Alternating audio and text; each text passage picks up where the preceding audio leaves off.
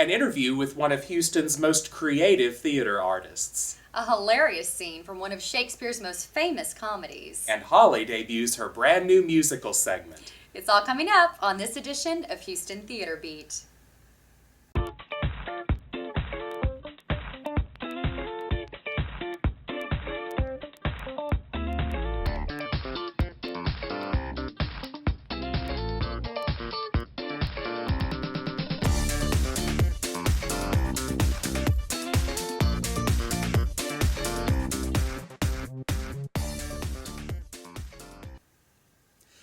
Hi, everybody, and welcome to this edition of Houston Theater Beat. I'm your co-host, John Lazo. And I'm your co-host, Holly Grice. And this month we're coming to you from, of all places, go figure, home. We're actually able to tape the show's transitions and introduction right here at the beautiful Houston Media Source Studios, which are located in Edo, the up-and-coming East Downtown area of Houston, not too far from the Dynamo Stadium. And we're very grateful to the theaters who have very generously and graciously allowed us to tape our show introductions at their houses. But as Dorothy says, there's no place like home, and we're very happy to be here in the HMS studios this month, the home of Houston Public Access. And Holly, what's been going on with you lately? You have a new day job, right? I do, yes. I'm working in a hospital now. I'm a physician liaison, so I'm tracking down doctors and solving all of their problems all day. Right. Sounds challenging. It's very, very hectic at times, but a lot of fun I'm sure too. It is, right. And also, you have a new musical hobby because you're so musically multi-talented. What's going on with that? Thank you. What's going on with that? Yes, so I am now the lead singer in a new band. We do mainly rock, pop cover songs, 70s, 80s, a little bit of 90s, and some current stuff too. Wow. So we start performing probably next month, we're looking at. So. That's incredible. Very Speaking exciting. of day jobs, Holly brings up a good point. A lot of the people who are involved in the Houston theater community do work regular day jobs. And of course, the Houston Theater Beat audience knows that a lot of the shows that they go and see and enjoy are built upon thousands and thousands of volunteer hours in our community theaters. So if you're interested in theater, by all means, go to your nearest neighborhood community theater. There's got to be one near you somewhere because we are one of the great theater cities in the country. They're all over. They're all over. And tell the folks there that you want to volunteer. Believe me, they're going to be grateful to see you come through the door and they will put you to work. Yeah. So by all means, go volunteer at your local community theater. But set limits because this one over here. Right, because about 2 weeks ago I caught myself producing a show, directing a show, and acting in a show in 3 different parts of town all at the same time. So if you're that ambitious, there's plenty of work to do, but you might want to limit it a little bit because I've been spending a lot of time in the car. Yes, yes. That Houston traffic will kill you. That's right. Well, we've got a very exciting lineup today on this month's HTB. In this month's backstage segment, I had the chance to sit down with Mark Anthony Glover, the artistic director of Stage Door Inc. in Pasadena. Mark shares with us the creative spark that makes Stage Door's seasons among the most creative and ambitious in all of Greater Houston. And in this month's In Performance segment, John visits Houston's newest Shakespeare festival, Shakespeare in the Shade.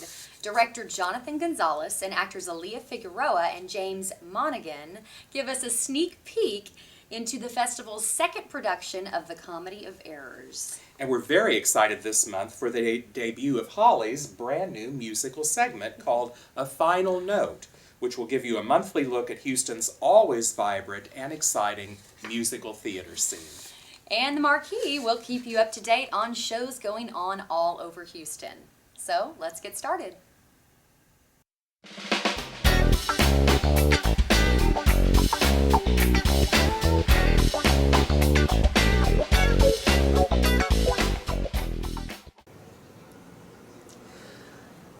Hi everybody. I'm here in Pasadena this afternoon at Stage Door Inc., one of the theaters here in Pasadena, and I'm very happy to be joined this month by my special interview guest, Mr. Mark Anthony Glover, who is the Executive Director of Stage Door Inc. here in Pasadena. And Mark, thank you so much for coming on Houston Theater Beat. I'm really excited about having you on the show. Thank you for asking. Oh, absolutely. It's a pleasure having you. I had the pleasure of working with you. I had an absolute ball working with you recently as an actor in Stage Door Inc.'s production of Cat on a Hot Tin Roof. It's Stage Door is one of those theaters where I feel like it's one of my many families, you know, because you guys always have such a great time, and there's always such a spirit of working together. And I certainly always got the sense that you set that tone. Can you share with the Houston Theater Beat audience a little bit about your theatrical background and training and how you got interested in theater? I've been interested in theater since I was young. I did a lot of volunteer work with some community theaters when I was younger. And then in junior high, I had an English teacher who preached to us Shakespeare. And I say preached to us because literally she changed her curriculum. Sure. And we did Shakespeare almost the entire semester, the second semester of school. And that was the first experience I got with UIL, and realized, oh wait, this is not just a community theater thing. This is in school, and I can do this in high school. And then started researching as a young high school student. I can go to college for this. I can make this my career. And so it just keep barrel rolling until it is what it is today. Sure, absolutely. And you have, you are of course the guiding force of Stage Door Inc. here in Pasadena, and have very much put it on the map in terms of being recognized throughout Greater Houston as always being a little bit ahead of the curve, I like to say, in terms of what you put up and what you produce. How did you get involved with, just a real brief background of the history of Stage Door, and how did you get involved with Stage Door? It's kind of a touchy subject, Okay. And it's not a negative thing. Stage Door was formed in a dressing room of another theater outside the Loop. Okay. Me and 3 other people were told that my shows are too elaborate, and that my shows are too big for their audiences, that their audiences were overwhelmed. And then I thought to myself, I was like, this is the theater world. You can't be too big. I mean, in essence, you can be, but to pull your audience in with a set is to keep them intrigued in the show. You can have a new actor who's never been on stage before, and if your set supports that actor, the audience is going to be forgiving. And that's where I came from with the beginning. Is I was tired of being treated differently because of my lifestyle, because of my choices in art, because of whatever. And I wanted to create an environment where everyone was welcome. It didn't matter what color your skin was, what your lifestyle was outside of the building. When you were on stage, it was what you were doing in the theater, and you were part of the theater family. So in essence, that's where it came from. Sure, very cool. And so that has led to the Stage Door that is producing today. Now, how long has Stage Door been in existence? We were formed officially. We filed for nonprofit status in January of 2007. We achieved that in June of 2007. And then we fundraised for another year and opened in June of 2008. So we are in our 6th season right now. Let's talk about things that Stage Door has done in the past. You do very ambitious seasons, and you do very, very elaborate, colorful stuff, which I love. And I loved every time I get the announcement of your season. I go, oh my gosh, here's what they're taking on this year. Can you name just a handful of the shows that Stage Door has produced in the past where you've just really stood back at those? I know you love them all, but where you've stood back from those shows and went, yeah, that was my best work. I think first and foremost, the show that a lot of people know us for, and it's because of talk, because our audiences were very small, was we staged in our opening season, the second show of our season, we staged the Laramie Project, Cool. which was the 10th anniversary of Matthew Shepard's death. Right. We opened shortly before the actual anniversary, and our closing performance was actually on the 10th anniversary. Wow. That story resonates with me for the gay community, which is I'm part of and enjoy expressing through my seasons here and keeping that part of the family in the theater. Sure. But first and foremost, the Laramie Project is the closest. We just recently staged it again because the audiences voted to bring it back. And we brought it back the season before our anniversary season because we knew that we were going to have a lot of musicals and we didn't want to put Laramie Project amongst those musicals because it would be overshadowed. Sure. Laramie Project this past time, we actually have got contacted by Matthew Shepard's family. And so we developed a relationship with the Shepards, and now we're on a day-to-day basis. I talk to them almost daily through Facebook or over the phone and things like that. So that show put a lot of realism on the existence of who Matthew Shepard was and things like that. Sure. Other shows that I probably am the proudest of is Sweeney Todd. Sweeney Todd has been nominated for all these awards, and the set designs were nominated for awards, and I got nominated for a directing award, all from local press here in Houston. Sure. Rocky Horror, because we've become known as the theater that does Rocky. Horror, right, of course. I don't know. Our musicals, it's hard to select which musical is the best. I think out of all the musicals we've done, Sweeney Todd and Rent are the two that stand out to me, because we have staged both of those musicals twice. And the first time we did it, they were so magical, and you think, you can never top this. Right. And then our patrons, for our 5th anniversary season, we let them pick 5 shows to celebrate the 5 years. We let them pick 5 shows to bring back. And I knew going into that voting process, Sweeney was going to be one of those because it was our most popular show. Sure. And then I knew that Rent was going to come back because it was one of our popular shows.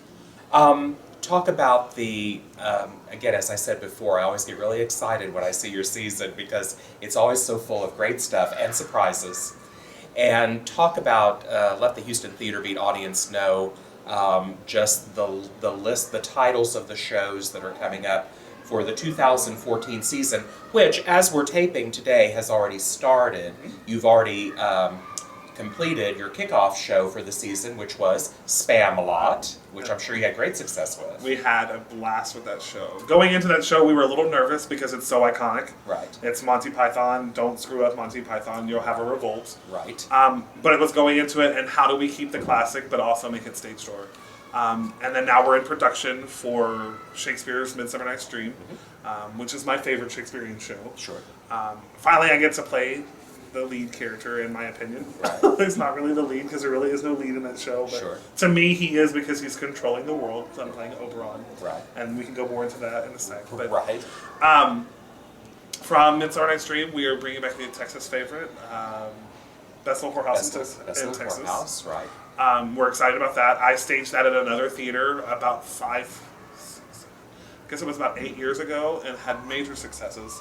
It's always a popular choice here in Houston. Yes, and it was very heart-touching because Marvin Ziller was one of the last productions he actually came to see, and then he started getting sick and stopped attending the productions. The production, sure. From Whorehouse, we're going into Streetcar Named Desire. I think Another great Tennessee Williams choice. Yes, that we started last year. We wanted to do. We have a lot of Tennessee Williams loving people involved at this theater. Sure. And so we wanted to including do me, by the way. I had so much fun during CAT. The Tennessee Williams choices are always great, and audiences love them. because they can relate. Absolutely. Beauty and the Beast comes before that show. Okay. Beauty and the Beast. Beauty and the Beast is our summer musical. Right. And then it's Cat on a Hot Tin. No. Streetcar Named Desire. Yes. Right. And then from Streetcar Named Desire, we are going to our Summer Youth Academy, which this year we're staging Aladdin Jr. Okay. That is a 6 weeks course where the kids come in all day. We have them from 7:30 in the morning to 6:30 in the evening. Right. And we will stage their own production, full costumes, full set, full lighting, full everything. Great. Of Aladdin. Then from Aladdin, we are going into the show that I am most excited about this season, which is Spring Awakening. Sure. Fell in love with it on Broadway, fell in love with the music when it was first released, had the opportunity to see it. Thank God I did. Sure. And now we're going to stage it. Then we will go back and bring back one of our all-time holiday favorites, as what we call them, because it's the Halloween holiday. At our theater, you're always going to see one of two shows, and this season you're going to see Evil Dead the Musical. Evil Dead the Musical. Great choice. We have a lot of fun with that show. Sure. We Dexter the theater, as we like to call it. We put so much plastic in this building, Sure. it feels like we're like wrapping it to ship overseas or something. Right. And the Houston Theater Beat audience knows Evil Dead the Musical because many of them have sat in the splatter zone before. They love that show. Good Yes, choice. and then we are going to end our season with one of my favorite Christmas shows, which is A Christmas Story.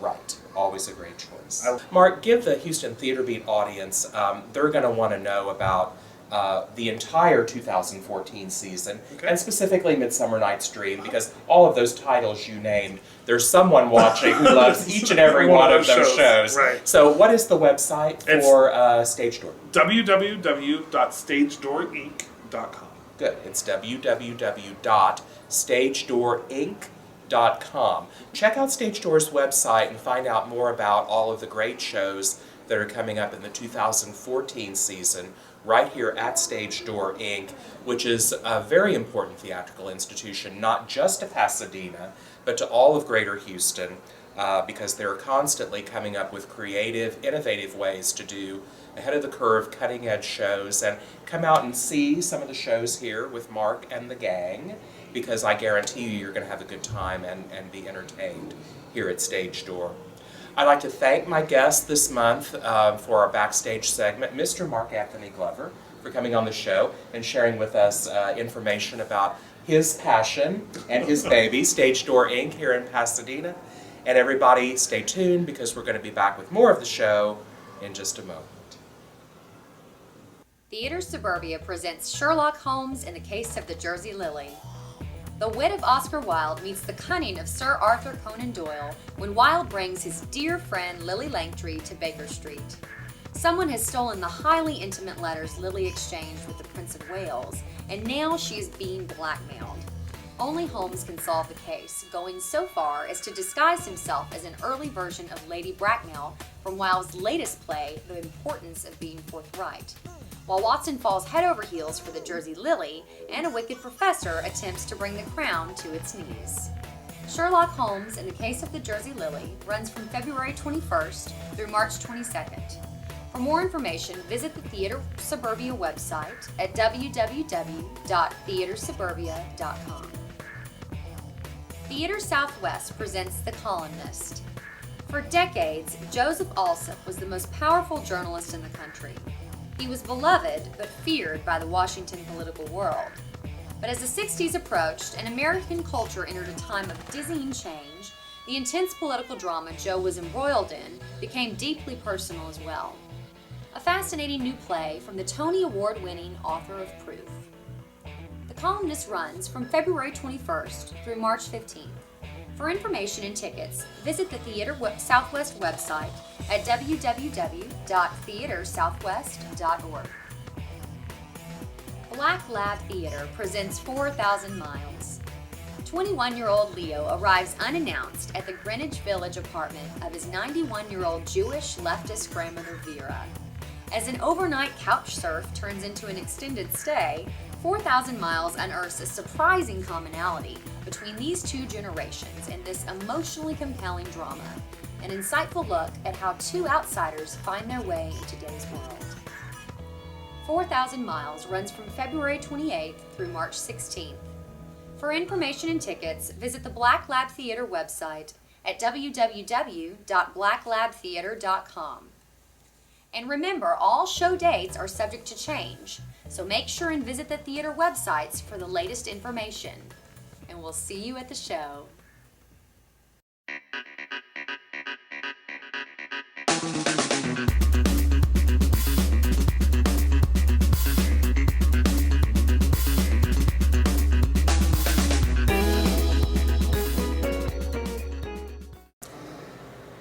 Hi everybody, I'm here at the activity room at Doss Park, and I'm being joined by the director and some of the cast members of Houston's newest Shakespeare festival called Shakespeare in the Shade.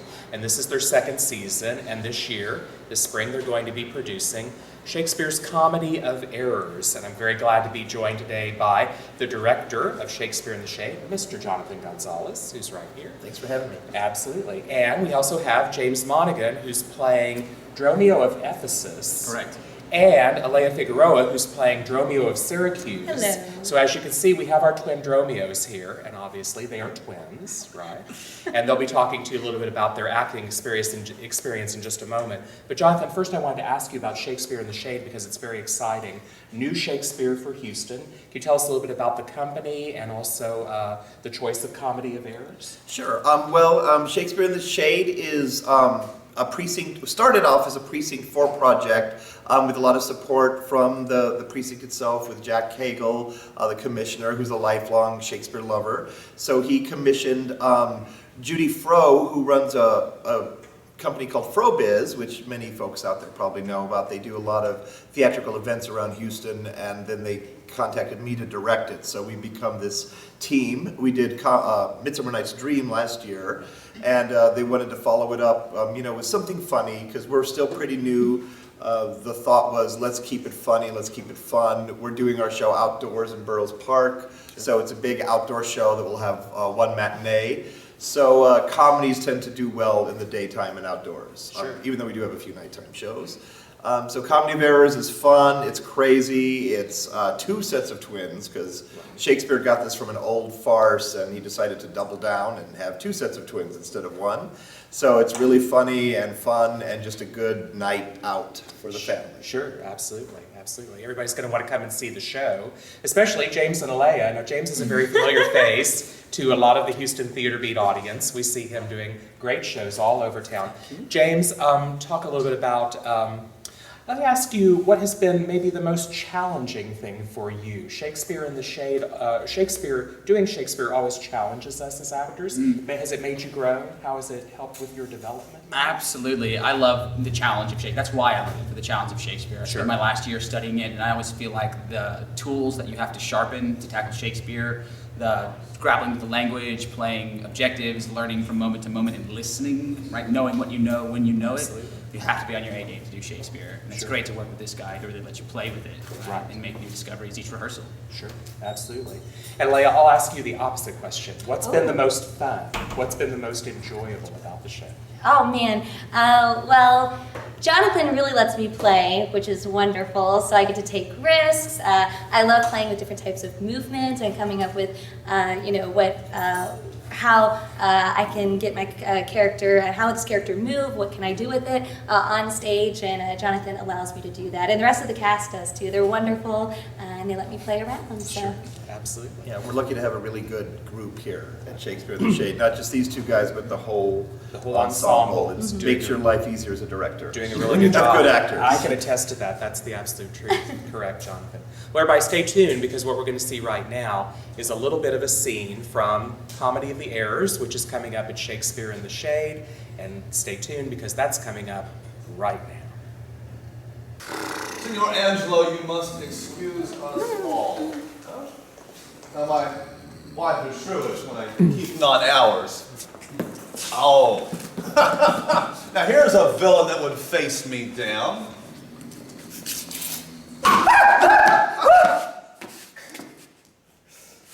He met me on the mart and said I beat him and charged him with 1,000 marks in gold. Oh, and said that I did deny my wife and house. Thou drunkard thou, what dost thou mean by this? Say what you will, sir, but I know what I know, that you beat me at the mart. I have your hand to show. If the skin were parchment and the blows you gave ink, your own handwriting would tell you what I think. I think thou art an ass. Mary, so it doth appear.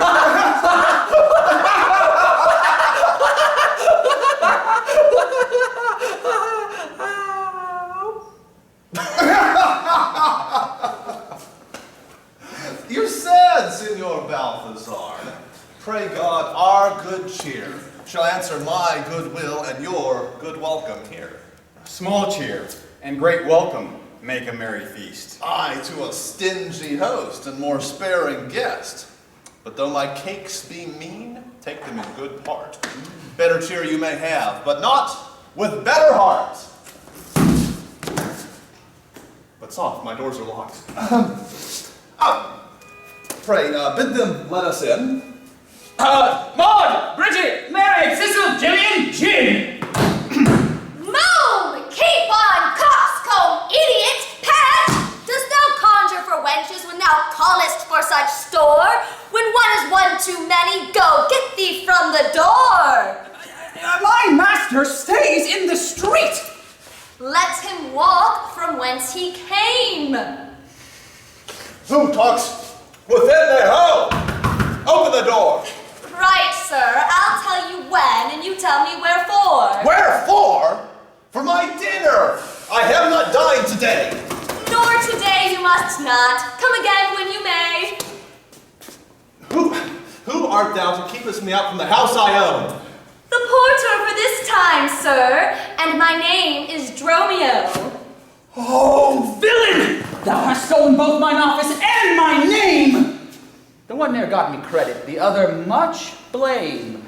If thou hadst been drawn here today in my place, thou would have changed thy face for a name, thy name for an ass. Master, knock the door hard!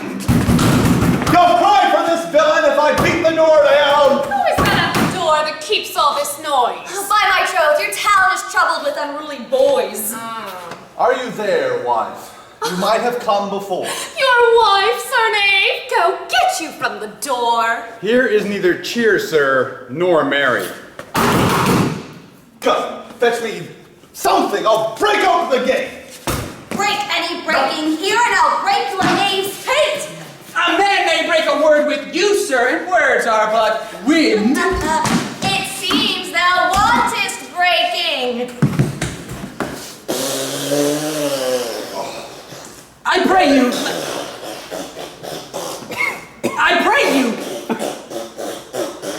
I pray you, let me in. Aye, when fowls have no feathers and fish have no fin. Go. Fetch me an iron crowbar. I'll break open the gate.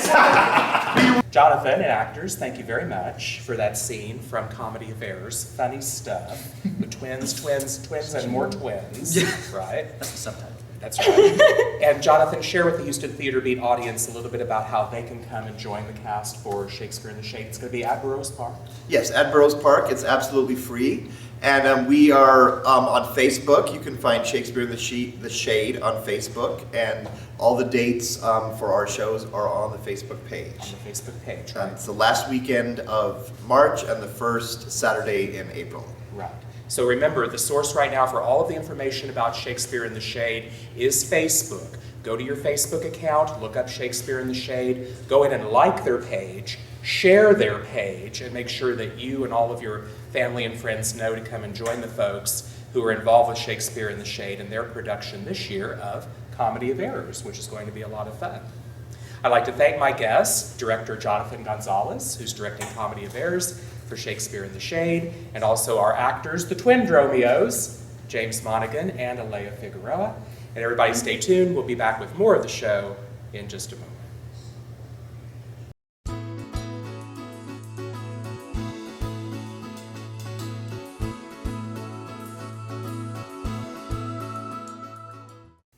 In this month's A Final Note, old flames rekindle and new affairs ignite in Houston Grand Opera's production of A Little Night Music. With music and lyrics written by the brilliant Stephen Sondheim and book by Hugh Wheeler, A Little Night Music is a winner of 6 Tony Awards, including Best Musical, Book, and Score. Considered one of composer Sondheim's best works, the show boasts a sweeping score that includes the popular song Send in the Clowns. Inspired by the Ingmar Bergman film Smiles of a Summer Night, A Little Night Music is set in a weekend country house in the turn of the last century, bringing together surprising liaisons between former and current lovers among the upper crust elite of Sweden. Esteemed lawyer Frederick has recently married a young woman, Anne, whom his son, Henrik, has also fallen madly in love with. Frederick's dedication to his blushing bride is tested when he reunites with a former flame, who's the famed and fading actress Desiree Armfeldt. Things grow more complicated when her jealous and married lover Count Carl Magnus Malcolm gets wind of the reunion. The coupling and uncoupling comes to a head when Desiree convinces her mother to host Frederick and his family for a lavish weekend in her country estate, and the Count, with his wife in tow, crashes the party. The Washington Post says Elizabeth Futrell, who plays actress Desiree Armfeldt, floats on the songs on a voice that sounds tender, radiant, and intimate. A Little Night Music is part of the Houston Grand Opera's 2013-2014 season, which also includes A Coffin in Egypt, Das Rheingold, and Carmen. A Little Night Music is playing at the Wortham Center from March 7th through the 23rd. For more information on the show, please visit the Houston Grand Opera website at www.houstongrandopera.org. Well, that's it for the show. Thank you for joining us this month on Houston Theater Beat. I'm your co-host, Holly Grice. And I'm your co-host, John Lazo. And until next time, We'll see you at the show.